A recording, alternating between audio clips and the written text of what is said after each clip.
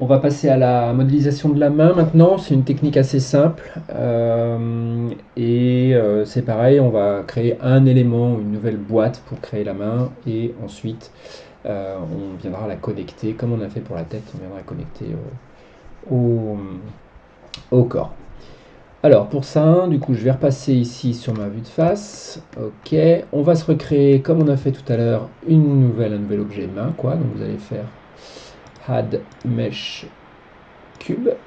Donc la main, en fait, on va la modéliser, on va dire à plat, dans un angle de vue cohérent. Et après, une fois qu'elle sera modélisée, une fois que les formes principales seront modélisées, on viendra la positionner au niveau de la main du dessin du modèle.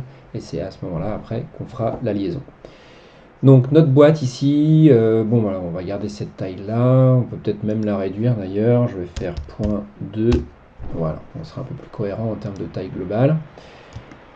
Ensuite, cet objet, pour qu'on puisse travailler correctement, déjà, alors je vais la renommer dans un premier temps. On va faire hand. On va commencer à travailler évidemment la main gauche. Ça va principalement être ça. Donc ce que j'ai l'habitude de faire, moi, c'est plutôt de commencer la modélisation de la main. Ça suit un séquençage assez précis. Et après, on a cette capacité de l'adapter en fonction de la forme et de reformer un petit peu le truc. Donc je vais vous montrer comment on modélise la main de façon très simple. Et après, on viendra l'adapter. Donc au niveau de ma boîte qui est ici, elle est bien au centre. Tout ça, on est bon. Ça, c'est hyper important. Donc ce que je vais faire, c'est que je vais repasser en vue dessus, puis je vais isoler, on va travailler uniquement sur la main. Ce que je peux faire éventuellement, ce que vous pouvez faire éventuellement, c'est comme on l'a fait pour le personnage, c'est vous ramener en vue de dessus, là où je suis ici par exemple, un model sheet d'une main. Donc je vais vous montrer comment faire, c'est hyper simple. On va retourner dans Gabarit ici. Je vais désactiver le gelage de sélection et je vais aller. Alors, je me suis créé moi dans Photoshop en fait. J'ai pris en photo ma main et puis je me suis fait comme ça deux, trois vues un peu sur le même modèle qu'un modèle sheet. Et cette image-là, du coup, je vais l'utiliser. C'est un JPEG que j'ai fait dans Photoshop. Je vais l'utiliser ici comme support. Donc, hop, vous vous rappelez comment on fait, il suffit de glisser votre image de main ou votre model sheet directement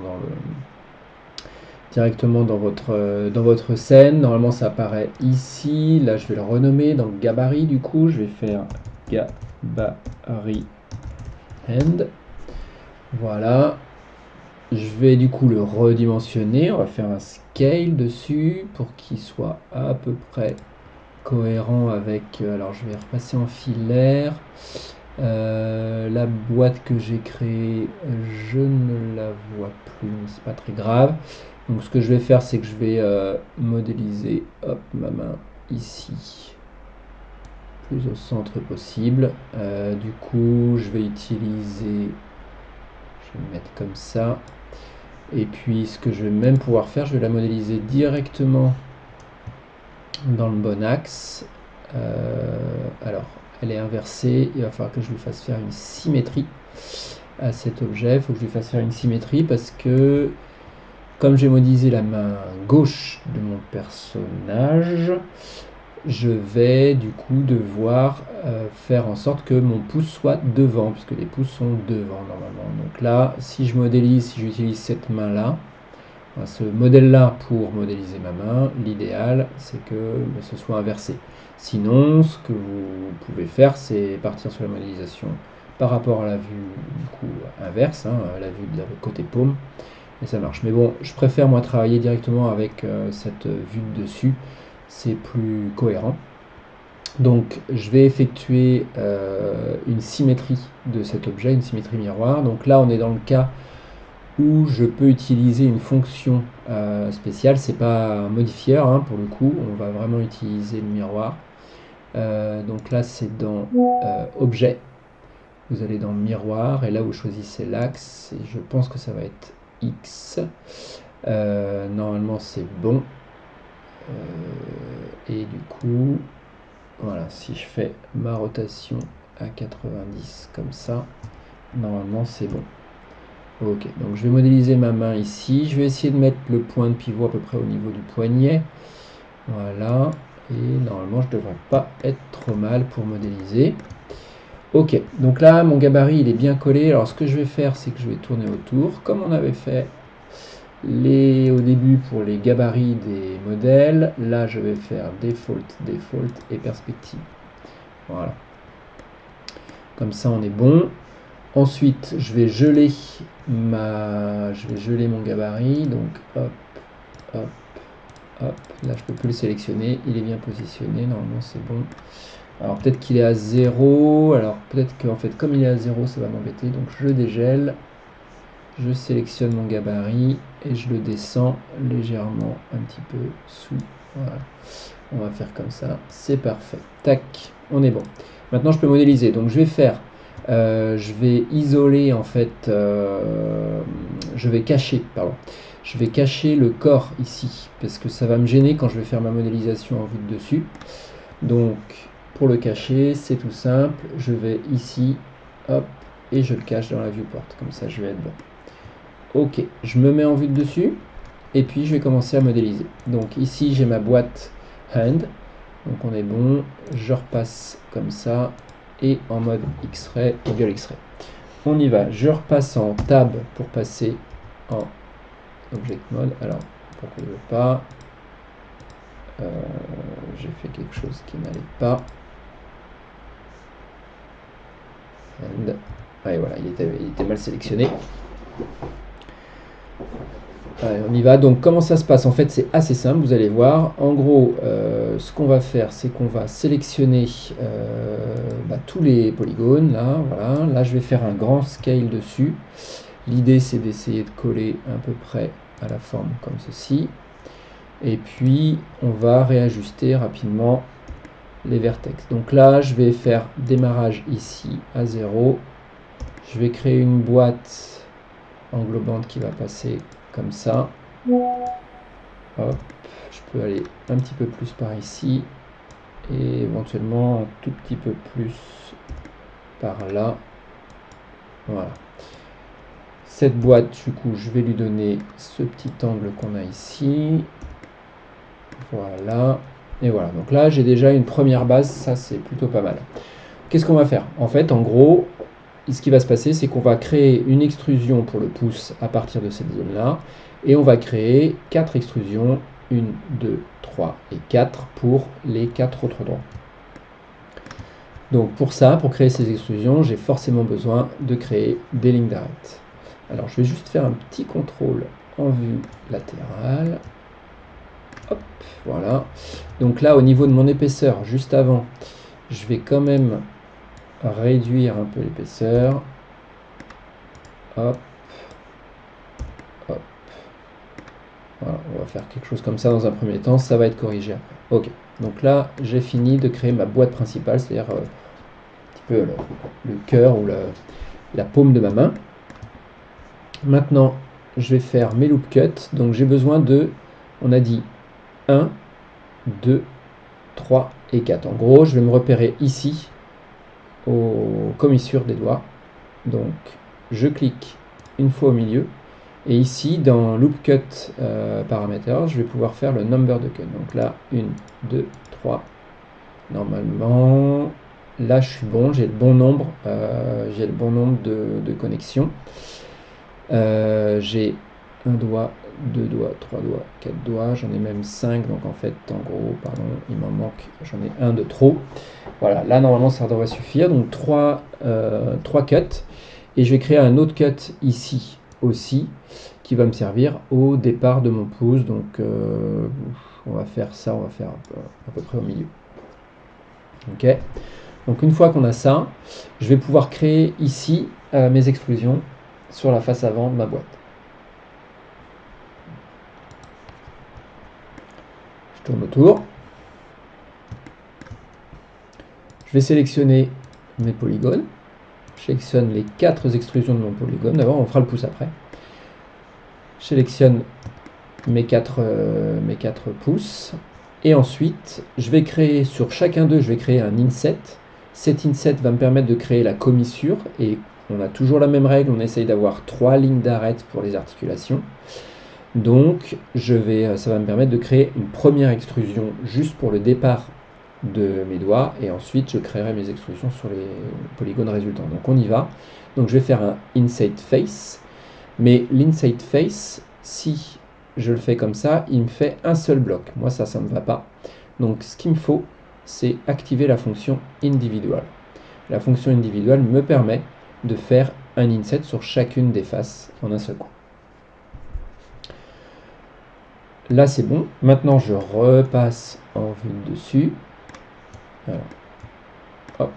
Et je vais déplacer ma sélection active, c'est-à-dire les faces qui sont actuellement sélectionnées, pour créer cette espèce de départ, cette espèce de commissure entre les doigts. Donc maintenant, qu'est-ce qui me reste? Je vais essayer de réajuster un peu la forme de ma main et la position des vertex pour coller un peu plus au modèle. Donc, hop.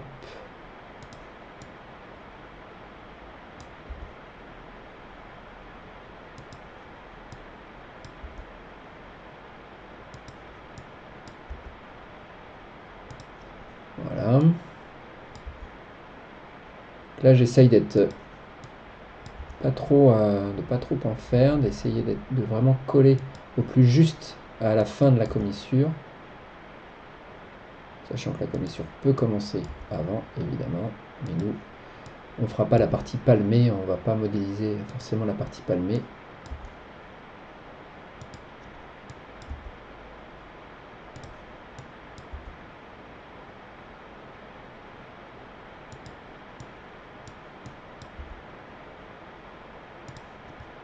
Voilà, on va essayer de faire quelque chose un peu plus cohérent.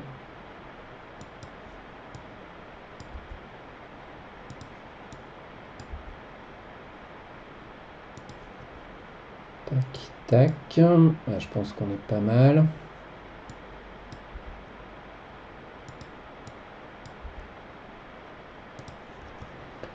Ok. Donc là, on est mieux. Donc maintenant, je vais créer mes extrusions au long de mes doigts. Donc, alors, je vais peut-être juste réajuster puisque on va essayer de conserver quand même aussi la notion de grandeur des doigts et de position. Donc là je vais... Ok. Sur les polygones maintenant, je resélectionne. Normalement, je vais pouvoir le faire d'un coup pour chaque doigt. Ok, je sélectionne mes polygones. Hop. Donc je vais utiliser E au clavier pour créer mon extrusion. Je vais m'arrêter, on va dire, aux premières articulations où je vais repositionner ici mes vertex. Hop. Donc là, je me cale sur... On va faire hop, hop, voilà. Hop. Là, c'est le milieu. Je positionne cette ligne d'arête que je suis en train de retravailler ici. Je la repositionne au milieu de des articulations, en fait, des premières phalanges. Ok. Normalement, il a dû me garder, il ne m'a pas gardé. Donc, on reprend. Hop, tac, tac, tac. On va reprendre les aides, les polygones qui sont ici. Alors, hop. Ok, je refais E. Ici, il me reste encore la fin des autres phalanges à faire. Hop.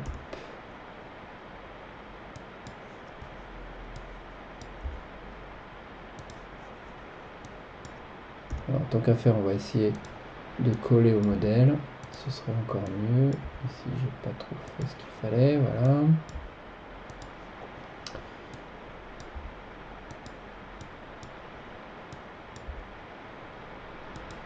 Tac.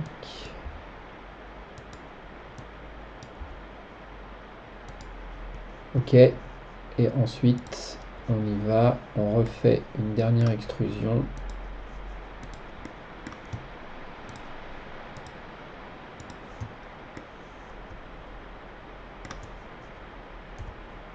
Là, on va arriver au bout des doigts. Ok. Allez, on y va. Là, je peux faire un coup de scale. Comme ça, je vais essayer de commencer à réduire un petit peu.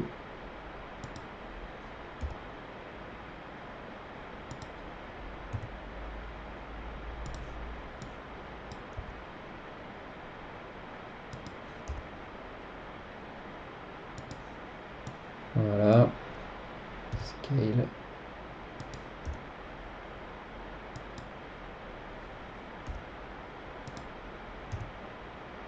Tac et tac. Ok. Ensuite, on va passer au pouce. Donc pour le pouce, il va falloir que je réadapte un petit peu ici la position de certains de mes vertex. Donc on va récupérer, alors je vais regonfler ici. Ici je vais me recréer une nouvelle ligne là, avec un loop cut. On va ramener par là. Voilà, que je vais tout de suite... On va tout de suite réadapter. Alors hop, pardon, il m'a pas pris ma sélection. Voilà, tac. Ok, là on est pas mal et je vais regonfler un petit peu ici. Ok, donc maintenant je peux réadapter un petit peu ici ma main. Donc on va essayer de faire en sorte que on ait une ligne ici, une courbe en fait qui suive quand même un peu plus la main. Tac, voilà. Et donc le pouce en fait je vais venir le démarrer par là, on va utiliser ça. Je vais me recréer quand même une ligne ici pour le départ puisque ça va me permettre... Voilà, ça devrait être suffisant. Et pour le pouce, hop, pour le pouce, on va prendre ce polygone là. Là c'est pareil, on va lui faire un inset dedans. Hop, je me remets en vue de dessus. Je vais déplacer du coup et repositionner un petit peu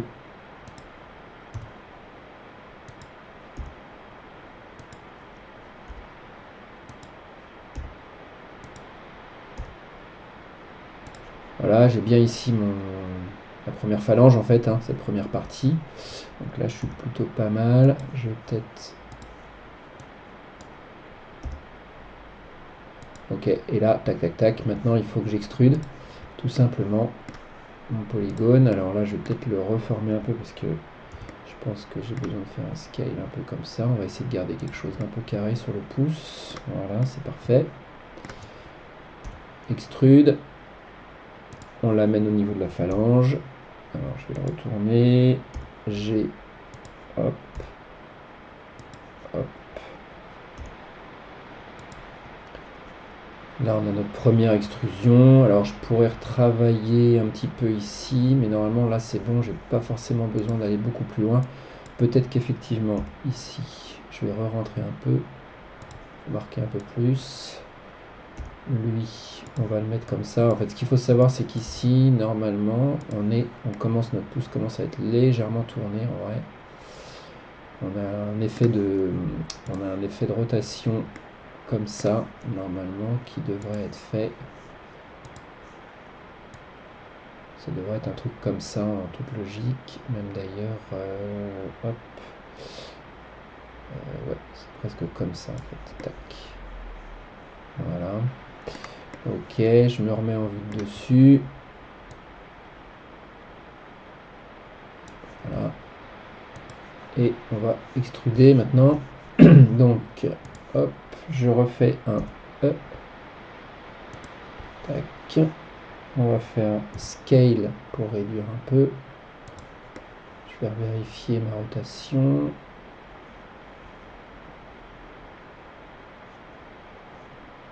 Ok, donc là, il faut juste que je la tourne encore un peu plus pour continuer l'effet de rotation qu'on avait. Sachant que normalement, mon ongle va se trouver ici, sur cette face-là. L'ongle devrait se trouver sur cette face-là.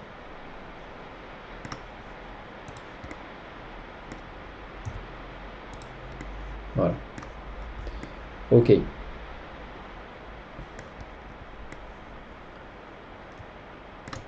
Là, je suis plutôt pas trop mal. Je pense qu'on est bon.